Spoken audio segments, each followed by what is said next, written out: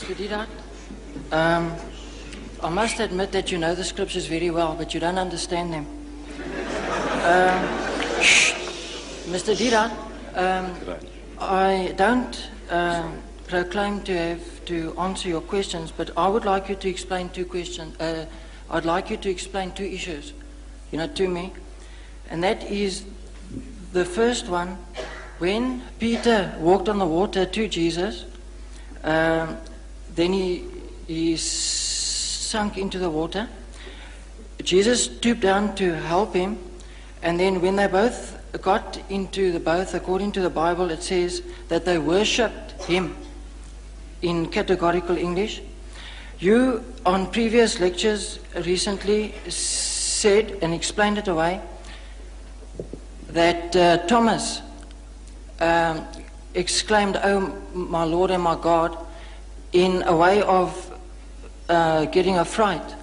But in a case like that, I'm sure that Jesus would have rebuked him, knowing the law of the commandments, don't take the name of your God in vain, because that would be clearly taking God's name in vain. Would you kindly just explain it to me?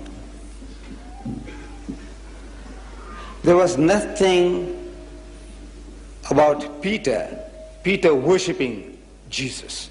You see, this word worship, you open your new Bible now, New Bible, you'll find a different word for worship.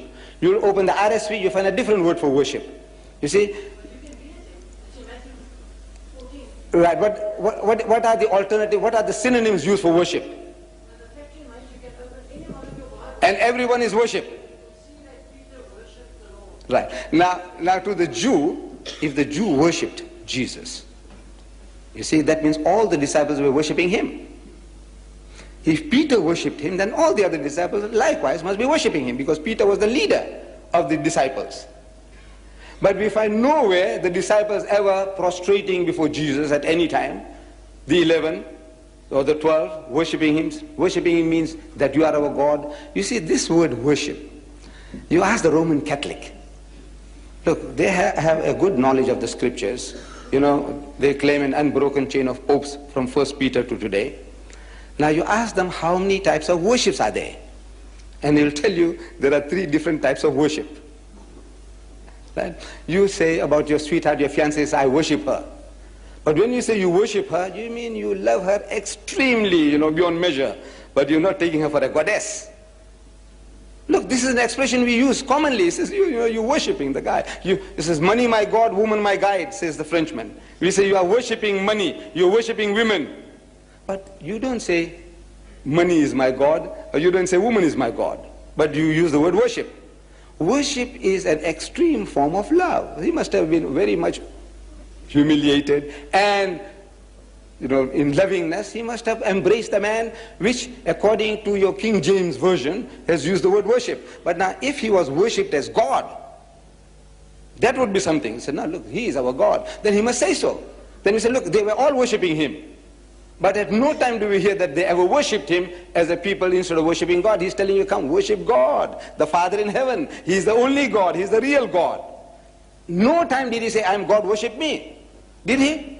At any time, if he said, look, I am God. Yes, you can answer that. If he said, if he said, I am God, this is the claim I made, I think. No good. You see, I made a claim, very simple, straightforward. If you can show me in your Bible any version where Jesus says, I am God, or where he says, worship me. Simple English I'm speaking. Where he says, I am God, I said, I'm prepared to accept him as God. If he says, worship me, I'm prepared to worship him. He must say, not Peter, not James, not Paul. He must say, I am God. He must say, worship me. Because if he is God, my salvation depends upon that. And I don't want to go to hell. I want to follow him. Now that is just, may I interject you there? That's the very point of issue there. Now, you are describing mannerisms of worshipping where the Bible doesn't elaborate on it all. Jesus does. But the fact remains is the disciples worshipped him in the boat. And he allowed it. And that's all it says. Jesus showed you how to worship.